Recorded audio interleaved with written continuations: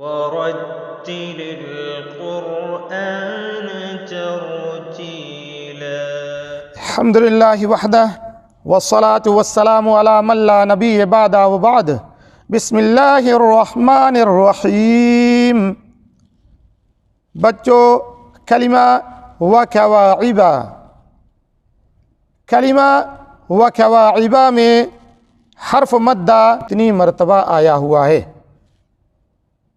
امید کی بچے سمجھ گئے ہوں گے.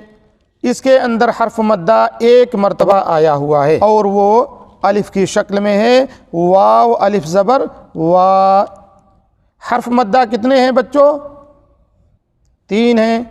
الف یا واو. جب الف سے پہلے زبر ہو یا ساکن سے پہلے زیر ہو اور واو ساکن سے پہلے پیش ہو تو یہاں الف سے پہلے واو کے اوپر زبر لگی ہے، اس لیے یہ حرف مدہ ہے الف کی شکل میں. بہت ضروری ہے بچوں کہ جو قواعد پڑھائے گئے ہیں اس کو آپ سب یاد رکھیں، نہیں تو زیادہ فائدہ نہیں ہوگا. بہت ضروری ہے پڑھنا، یاد رکھنا. فی جیدہا، کلمہ فی جیدہا میں ایک قاعدہ ہے جو 3 مرتبہ آیا ہوا ہے. بچوں آپ سب یہ بتاؤ وہ کون سا قاعدہ ہے اور کس تختی میں آتا ہے؟ امید کی بچے سمجھ گئے ہوں گے، ضرور انشاءاللہ تبارک و تعالیٰ سمجھ گئے ہوں گے.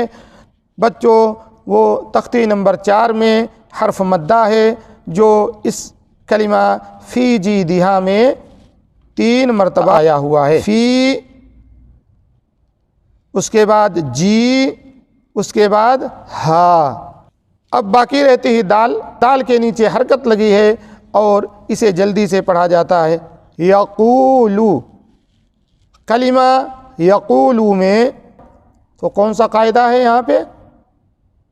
امید کی سارے بچے انشاءاللہ تبارک و تعالیٰ ضرور سمجھ گئے ہوں گے، کیونکہ جو پیچھے سے پہلے سے تختی نمبر 1 سے لے کر کے تختی نمبر 5 تک پڑھتے آ رہے ہیں ہمارے ساتھ تو انشاءاللہ ضرور سمجھ گئے ہوں گے. یہاں پہ حرف مدہ ہے اور وہ واو کی شکل میں ہے. فی امان اللہ.